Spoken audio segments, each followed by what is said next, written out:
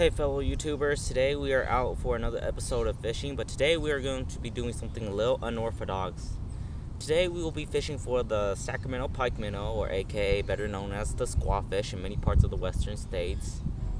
A lot of people will often catch these fish as bycatch when they're striped bass fishing out here or salmon and steelhead fishing, and what happened is they're generally considered a trash fish, non-game fish too, and a lot of people will just beach them and leave them there to die. But what happened is they're actually great fighters if you got the right equipment for them. And for today's setup, we have a light action rod with a size 20 reel, and we're geared with 4-pound test.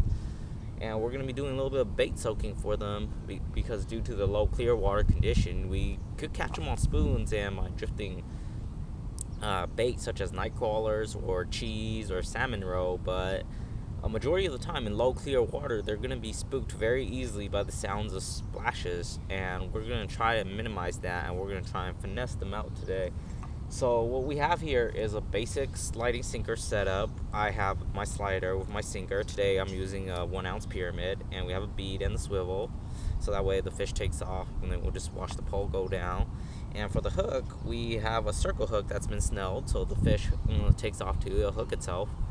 And for the bait of choice today, because of the low clear water, we want to actually present the most natural bait available in our river system.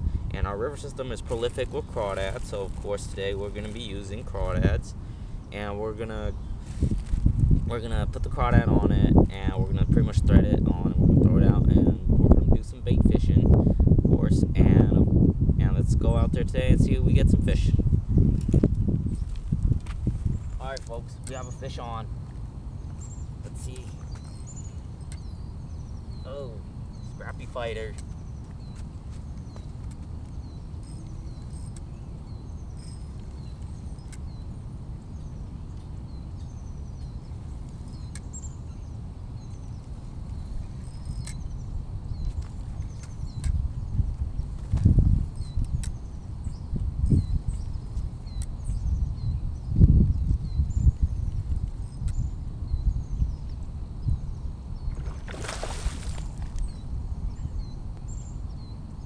On 4-pound test, folks, they put up quite a fight.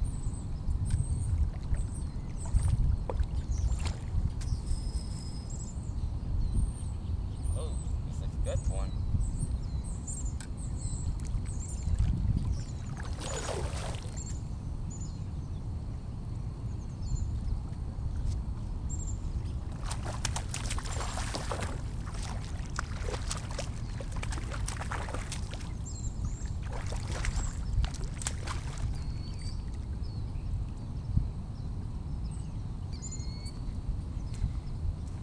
Right here, folks. He's about maybe at least 4 or 5 pound. Yep, but this is what the Sacramento Pikeminnow is, or the squawfish.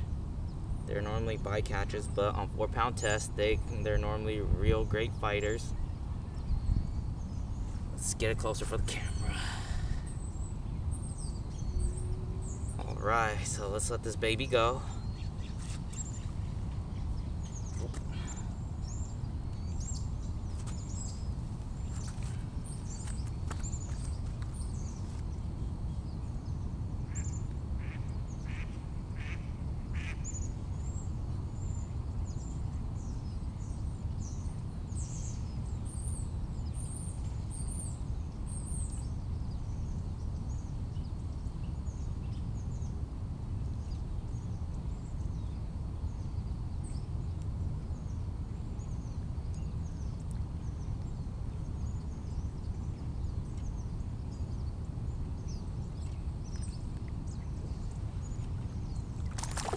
Off he goes, folks. Let's see if we could get another one. Fishing for a pikeminnow, and I hope you enjoy the video. And one thing we got to keep in mind though is because a lot of anglers actually beach these things and they kill them, and because they're very predatory fish.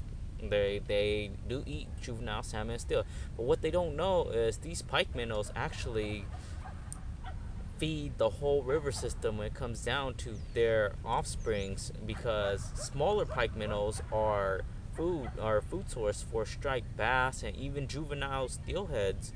And when it's called the starfish effect, and when you remove these bigger pike minnow, what you're actually doing is you're allowing more room for the smaller fish to grow into even bigger predator. And because of that, it's the simple rule of the safari, where if you have a few predator, it's better to have a few predator than to have a lot of them.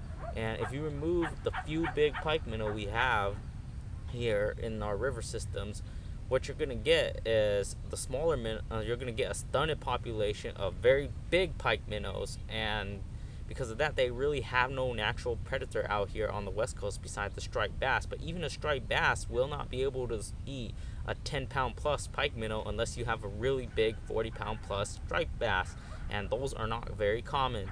So because of that, you always got to remember that these guys are natives here. They've been here they've been here since before the introduction of any other game fish in California, right beside the fact that we do have the salmon and steelhead. They've been living side by side with salmon and steelhead, but the reason for their real population explosion is due to the damming of these rivers. Because what we've done is we've literally created more suitable habitat of spawning grounds for pike minnow over favoring of salmon and steelhead. So you got to put that into a reminder before you actually just beach and kill these things, because you're like, oh yeah, sure, they're trash fish and they do eat salmon and steelhead, and we tend to blame it on them for the population decline of salmon and steelhead. But we gotta look at the real factor. Who really caused the problem? Is it really the pike minnow, or is it us? Because we've dammed off this river, we've created more suitable spawning ground for them than salmon and steelhead. And we don't often fish for pike minnow. They're not considered good table fare. And because of that, we tend to just throw them back in the water. And there's a lot of more factors in place. But whatever you do, folks, please don't beach these guys and kill and just throw them there so they could die. You know, they're fishes too. They put up a great fight on 4-pound tests like I've shown you today. So if you like this video, please subscribe, and until next time.